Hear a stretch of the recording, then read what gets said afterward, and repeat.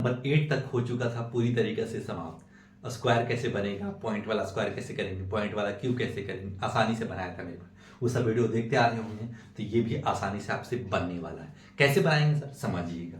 लिखा हुआ है 62.5 किलोमीटर कवर कर लेते हैं, ठीक है सर। तो how much the distance can it in the cover in 18 hours में। बोला हम कि 1 घंटा में इतना कवर कर रहा है तो 18 घंटा में यानी 18 कितना किलोमीटर कवर करेगा।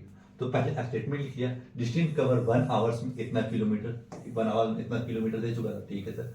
फिर लिखे distance cover in the 18 hour. अब इसको 18 से जब मल्टीपल कर देंगे ना, वही आपका कंप्लीट आंसर आ जाएगा। इस जगह से इसे मल्टीपल किया, पॉइंट कर दिया, ठीक है सर। जब मल्टीपल किया ना तो हमको पॉइंट के बाद एक डिजिट होना चाहिए, तो पॉइंट के बाद एक जीरो बच रहा तो दे दिया, और यही हो जाता है आपका राइट आंसर। या फिर आंसर इस तरीके से नहीं रह के ऐसे भी रह सकता है 1 2 5, इस तरीके से आप आंसर दे सकते हैं, नो प्रॉब्लम। पॉइंट के बाद जीरो का कोई मतलब नहीं रहता है। आप पॉइंट के बाद जीरो रहे और कोई डिजिट रहे तब मतलब रहता है, ऐसे नहीं। तो आपका राइट आंसर ये भी हो सकता है और ये भी हो गया। ऐसे हम देखा नहीं है तो देख लीजिएगा कि आपका राइट आंसर क्या है। तो आप ऐसे दिया रहेगा तो यही छोड़ दीजिएगा, नहीं तो आपका ये राइट आंसर हो जाएगा। क्वेश्चन नंबर 9 भी हो चुका समाप्त। हाँ, क्वेश्चन लिखा हुआ है ये tin oil in the weights इतना केजी, ठीक है। यानी कोई टीन का ऑयल, कोई टीन में ऑयल से, किसी टीन में ऑयल से तो weight in the weight of इतना सच टीन ऑफ ऑयल। बोल रहा ना एक टीन में इतना केजी अटता है तो इतना टीन में कितना केजी अटेगा। तो क्या करेंगे, इससे मल्टीपल कर देंगे, वही किया।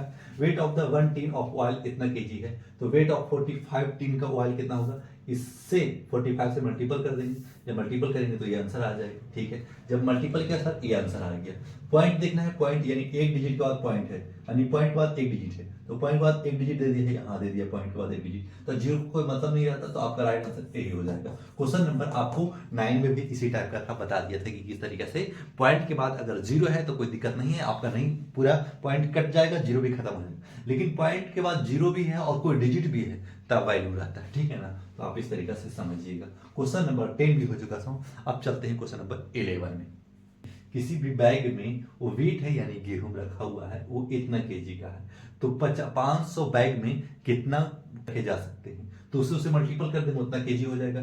क्या करेंगे, इतना है ना तो यहाँ लिख दिया, तो लिख देंगे weight of in the weight of इतना बैग्स में कितना केजी रखा है, तो इतना इंटू इतना कर देंगे। जब मल्टीपल करेंगे तो आप क्या करेंगे, मल्टीपल किया, ठीक है सर। मल्टीपल किया, जब मल्टीपल किया तो इस तरीके से आपको मल्टीपल कर लेना है, कर दिया सर, ठीक है। जब मल्टीपल किया तो हमारे पास इतना आया, तो पॉइंट के बाद एक डिजिट, पॉइंट के बाद एक डिजिट होना चाहिए, तो पॉइंट के बाद एक डिजिट दे दिया।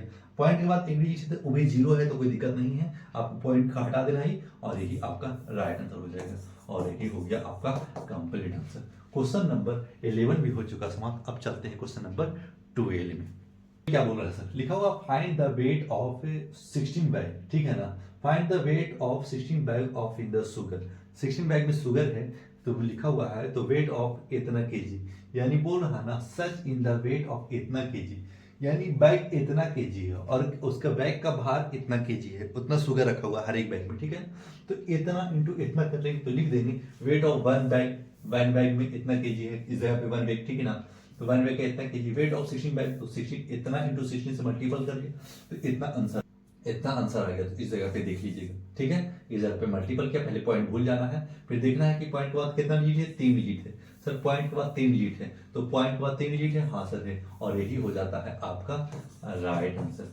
क्वेश्चन नंबर 12 भी हो चुका समाप्त। समझ में आ रहा होगा मेरे भाई, तो लाइक सब्सक्राइब करके आगे बढ़िएगा। अब चलते हैं क्वेश्चन नंबर 13।